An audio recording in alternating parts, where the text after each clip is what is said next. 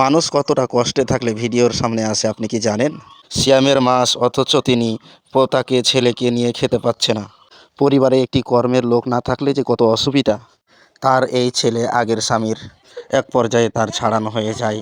পরবর্তীতে এক ভদ্র পরিবারে তার বিবাহ হয়। এক পর্যায়ে তার স্বামী মারা যায়। এরপর তাকে বাড়ি থেকে বের করে দেওয়া হয়।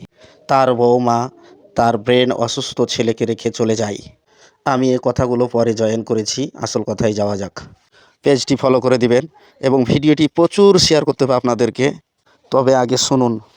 আসসালামু আলাইকুম রহমতুল্লাহি ওবারাকাতুহু। দেখতে পাচ্ছেন আমার খালা বসে আছে, আসলে নিজের খালা না, খালা সম্বোধন করে বললাম।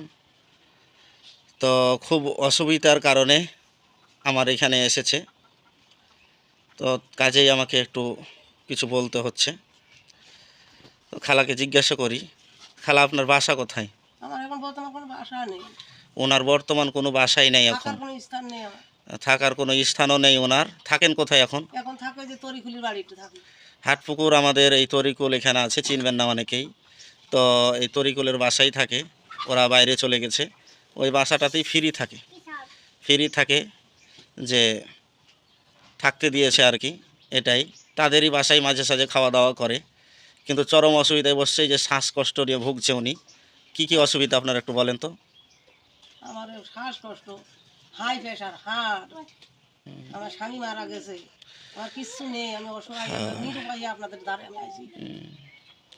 আচ্ছা, ওনার স্বামীও মারা গেছে শুনলেন, আর ওনার স্বামী মারা যাওয়ার পরে আপনাকে কি বাসায় থাকতে দেওয়া হয়নি? না, ওনাকে বাসায় থাকতেও দেওয়া হয়নি।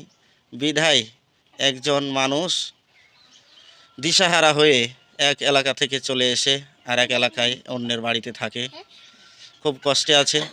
আপনার ছেলে কয়জন? আমার ছেলে একজন। ছেলের অবস্থা কেমন? ছেলের বুদ্ধি হালকা, মাথায় দোষ। মাথায় দোষ? ছেলে কামাই করতে পারে না? করে মনে বলে করে, না বলে না করে, ধরার মধ্যে। ওই যে বেরেন কিছুটা অন্যদিকে কাজ করে, তো তাই কাজ করতেও পারে না, ঠিক মতো কাজ করে না। ওনার ওই ছেলে, এটা কি আপনার? দেখো বাবু,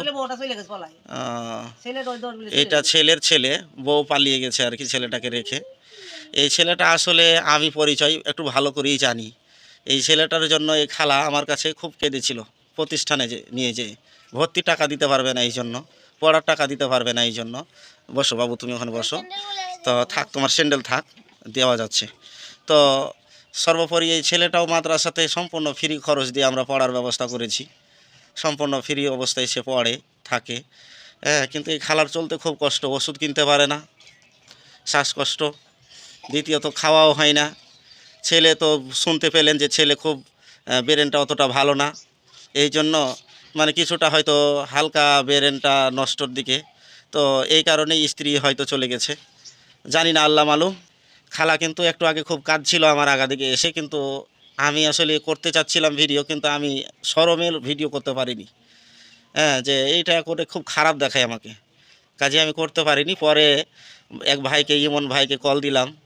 কল দেওয়ার পরে উনি আমাকে বলল যে তুমি একটু ভিডিও করে দাও, এটা প্রমাণ লাগবে, না হলে আমি মানে মালটা দিতে পারবো না, যাই দিই সেটা আমাকে দিতে হবে। তো ইমন ভাইয়ের প্রতি বিশেষ করে অনুরোধ করব যে এই খালার দিকে অবশ্যই একটু নজর রাখবেন। এই যে মাদ্রাসা থেকে আসলো দেখতে পাচ্ছেন, একটা ব্যাগও নেই তার কাছে, ব্যাগগুলো নেই। কে জানি, ওই যে কি ওটা তোমার হাতে টাকা, কে দিল ওটা?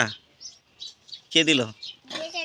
দিয়েছে একজন না, তার কাছে এই যে একজন খাওয়ার জন্য 10টা টাকা দিয়েছে হাতে, সেই টাকাটা সে খাবে। বিশেষ করে এই ছোট্ট ছেলেটার দিকে নজর করবেন, আর ওর দাদু দেখাশোনা করছে ওর। তো আপনারা অবশ্যই দোয়া করবেন যেন ওর দাদু বেঁচে থাকে এবং শ্বাসকষ্টটা দূর হয়ে যায়। হ্যাঁ, পাশাপাশি অসুস্থতা যেন দূর করে দেন, আপনারা অবশ্যই দোয়া করবেন। আর যদি সম্ভব হয় তো কিছু ওনার জন্য ব্যবস্থা করবেন, আর কিছু না করতে পারলেও ভিডিওটা পারলে একটু শেয়ার করে দিবেন, তাহলে হয়তো কেউ না কেউ তার জন্য কোনো ব্যবস্থা করবে। আর ইনশাল্লাহ ব্যবস্থা হবে, অবশ্যই হবে, আল্লাহ যেহেতু আছে, আল্লাহ দেখবেন। আপনারা জানেন যে ভিডিওর সামনে এসে অনেকেরাই কথা বলতে পারে না, কথা বলতে খুব কষ্ট। আপনিও জানেন, পৃথিবীর সকল মানুষই জানে যে সবাই ভিডিওর সামনে কথা বলতে পারে না।